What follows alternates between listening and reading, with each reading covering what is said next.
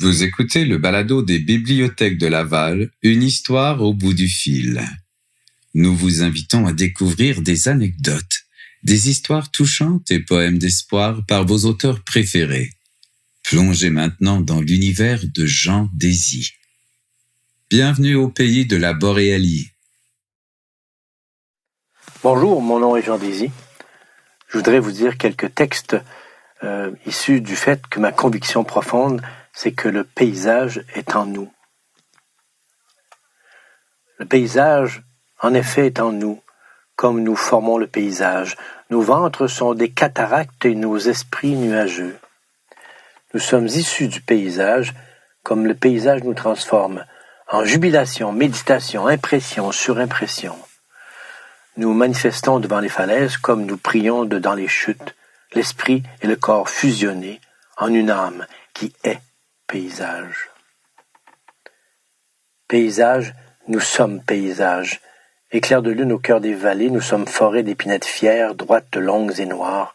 Nous sommes lynx et perdrix, pécans et hermines délicates, montagnes ancestrales en chute, vers des rivières emmaillotées, nous sommes monts neigeux, traces de nourriture et de joie, et ce que nous ne voulons jamais, c'est devenir androïde ou robot. Dans mon canot, je prie en pensant aux ancêtres, aux gens d'ici qui inventèrent le canot, tout fait d'écorce et d'amour délice. Je descends une rivière où mon ventre pagaie, les ruisseaux devenus mes veines, je plane vers ma destinée, emporté vers un non-lieu où je suis né, là où 1000 fois je suis mort, au centre de ma joie, avec les truites qui nagent en moi. Mon canot est plus que ma vie, c'est mon passé et mon espoir, j'y suis libre infiniment, je flotte jusqu'aux nuages, vers les eaux de Mars et au-delà. Entre les eaux qui suintent de la pierre, le granit chante. Retenant notre souffle frôlé par quelques gouttes qui tombent, fondues à la mousse, nous plongeons dans le froissement des ailes de grive, croupions rougeâtres d'eau olivâtre, ombre jetée contre les branches, nous campons parmi les ululements dans le crépitement des chenilles sous l'écorce. Cachés par les racines, nous observons les quasars, et nulle envie de pousser plus loin notre quête hors de la senteur sucrée des marais. Nous sommes 2 tiges de nénuphars prêts pour la nuit. Heureux celui qui sent le ciel dans sa tête et les nuages en forme de cœur, les couleurs infinies dans sa gorge et les êtres géants dans ses jambes. Heureuse celle qui connaît le firmament, qui se tient à genoux pour admirer le monde, au-delà des sentiers et des neiges d'ici, les bras levés en signe d'allégeance. Heureux celui qui croit que le ciel habite le ventre et que l'âme du monde marche avec soi, entre les érables figés par l'hiver, autour des pistes de renards et de lièvres. Heureuse celle qui demande chaque jour un peu plus de ciel silencieux, toujours plus d'espace pour respirer, à la mesure de ce pays nôtre. Entendez-vous la musique des couleurs lorsque l'automne étincelle à vos oreilles? Entendez-vous les pizzicati des feuilles rouges comme le fa dièse émis par les bouleaux jaunes? Entendez-vous les marques en do majeur semées par les gammes des montagnes lorsque de partout résonnent des cantates tout en staccato d'orangers troublants au cœur des écorces en si bémol, là où tout concourt à créer des oratorios qui font que tout à coup vous vous dites que même les modes en la mineur sont bâtis pour le bonheur. Le blizzard se lève sur la taïga. Bonjour, mon nom est Jean Désy. Je voudrais vous lire quelques pages de la conclusion d'un roman que j'ai écrit il y a plusieurs années, publié chez BQ, qui s'appelle Le coureur de froid. L'action se passe entre Coudjouac et Shefferville dans la taïga. Une autre tempête s'est abattue sur le paysage. J'ai foncé dedans. Que fait-on dans le blizzard quand on a la chance d'avoir un abri chaud? On regarde par la fenêtre, on contemple le blizzard, on ne le subit pas. On en profite d'autant plus qu'on est loin d'être perdu, sans protection, aux confins de la toundra ou de la taïga, victime de la neige qui pénètre de partout. Dans le blizzard, on se demande si la bourrasque durera toute la vie. Alors la mort guette, attendant d'étouffer le voyageur égaré.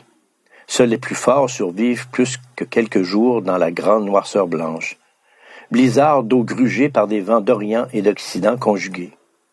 Le Nord se trouve au confluent de toute violence comme de toute paix. Blizzard d'incohérence dans la cohérence la plus totale. Cela permet à l'âme d'exister. Mais peut-être que l'âme n'est que pure idée, pure illusion, pure imagination, peut-être. Alors nous sommes matériellement seuls. Nous nous agitons dans l'unique but de survivre, mais le mieux possible. Peut-être que l'idée même de spiritualité ne nous sert qu'à vivre un peu plus confortablement en toute matérialité, sans plus. Peut-être qu'il n'y a que le blizzard qui soit vrai, et aucune lumière, aucune vérité finale.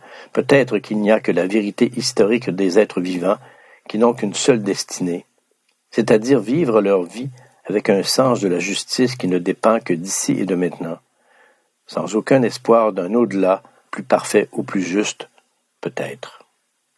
Sa mémoire, sans jamais évoquer le nom de Dieu, les questionnements se perdent dans les blizzards qui se font de plus en plus fréquents, comme de plus en plus excessifs. Et si une petite voix ou un étranger habillé de noir m'annonçait que je ne verrais pas la fin de ce blizzard dans lequel je me trouve maintenant, et que j'aime, à bien des égards, si violemment, si l'on me prouvait que ma vie a été non pas vaine, mais sans autre espoir que le néant de la mort qui ressemble à un quelconque blizzard cosmique, je frissonne. Mon corps a froid, mon âme frissonne à cette intuition de l'existence de l'âme.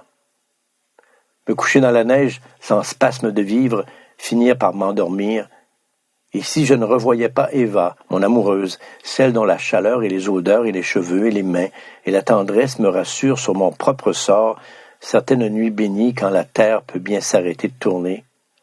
Heureusement qu'il y a cette féerie qui permet de croire en l'éternité du moment. Et si je ne revoyais jamais le sang de mon sang, la chair de ma chair, ma petite fille, ma bien-aimée. Affronter le blizzard, c'est devenir zéro absolu, particule élémentaire, portion de noirceur totale, brillance mystique et surréelle. Respirer grâce à 1000 stratagèmes qui permettent que la vie se maintienne, c'est devenir molécule d'oxygène et d'hydrogène, d'azote et d'hélium. Alors, la mort cesse d'être angoissante. Alors, la mort devient plausible, possible, acceptable, qu'elle suive une maladie longue et grave ou qu'elle accompagne un accident, chute dans un torrent glacé ou écrasement au fond d'un ravin. Dans la toundra, la mort fait partie de la vie.